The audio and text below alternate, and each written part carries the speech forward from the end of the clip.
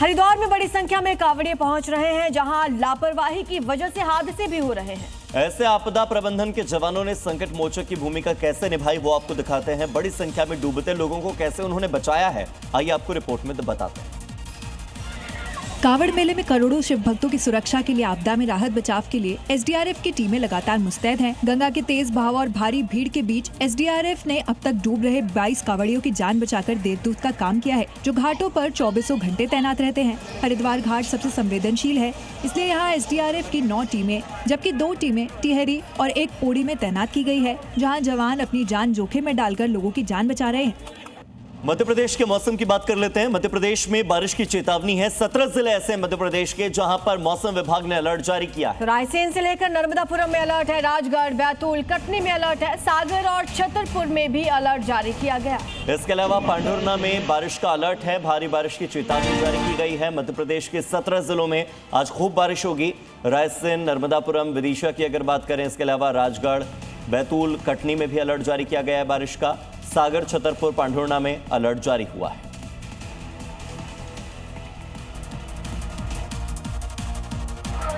मध्य प्रदेश के नरसिंहपुर जिले में पिछले 48 घंटों से लगातार हो रही बारिश ने जनजीवन को बुरी तरह प्रभावित किया है। तेज बारिश के चलते नदी नाले उफान पर हैं और खेतों में पानी भर गया है। जिले के प्रसिद्ध बरमान घाट पर नर्मदा नदी पूरे उफान पर है।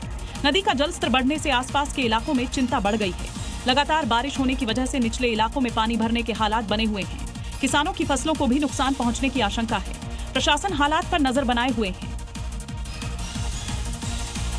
आज जेपीएससी और जेएसएससी छात्र विधानसभा का घेराव करने वाले हैं। आज सुबह 10 बजे विधानसभा मार्च करेंगे। मांगे पूरी न होने पर छात्रों का प्रदर्शन जारी है। जांच और एग्जाम रद्द पर अभी तक सहमति नहीं बनी है और इसीलिए आज विधानसभा का घेराव किया जाएगा। आपको बता दें कि सरकार के आश्वासन से छात्र अब तक सहमत नहीं है। हालांकि सरकार 98% मांगे मानने का दावा कर रही है, लेकिन बावजूद इसके छात्र इस पर राजी नहीं। तीसरे दौर की बैठक के बाद सरकार ने दावा किया कि प्रदर्शनकारियों की लगभग 98% मांगे मान ली गई हैं। कुछ मुद्दों पर बात अटकी है, जिन पर सहमति नहीं बन पा रही है।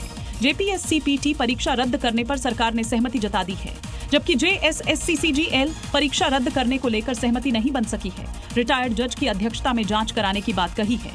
सरकार का कहना है कि सीजीएल परीक्षा हाईकोर्ट और सुप्रीम कोर्ट के निर्देश पर हुई थी, इसलिए सरकार परीक्षा रद्द नहीं कर सकती, सिर्फ जांच करवा सकती है। सीआईडी जांच में जेपीएससी के जिन 3 सदस्यों को पूछताछ के लिए समन किया गया था, उन्होंने इस्तीफा दे दिया है। इसके बाद अब छात्र आरोप लगा रहे हैं कि जेपीएससी में गड़बड़ी हुई, तभी डर के मारे इस्तीफे हो रहे हैं। इसलिए पूरा सच सामने लाने के लिए सीबीआई जांच की मांग कर रहे हैं। जेपीएससी के तीनों सदस्यों अजीता भट्टाचार्य, जमील अहमद और अनिमा हांसदा का इस्तीफा राज्यपाल ने मंजूर कर लिया है। आज सीआईडी सदस्यों से एग्जाम में गड़बड़ी पूछताछ करने वाली है। इसके बावजूद छात्र सीबीआई जांच की मांग पर अड़े हैं, जबकि सरकार का कहना है कि सीआईडी जांच और रिटायर्ड जज की अध्यक्षता में बनाई कमेटी जांच कर रही है। लेकिन छात्रों का कहना है कि सीआईडी जांच में सिर्फ छोटी मछलियों को पकड़ा जा रहा है। सीबीआई जांच होगी तो इनकी जो बड़ी मछली है वो निकल के आएगी, तो इसलिए हमें सीबीआई जांच चाहिए। तो छात्र आज विधानसभा का घेराव करेंगे और रांची में इसी प्रदर्शन को देखते हुए अलर्ट जारी किया गया।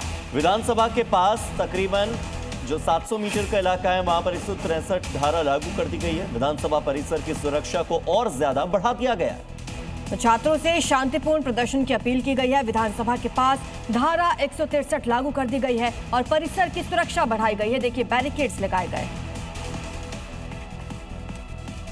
प्रदर्शनकारी छात्रों के विधानसभा घेराव के ऐलान के बाद विधानसभा के चारों ओर कंटीले तारों वाली बैरिकेडिंग लगाई गई है।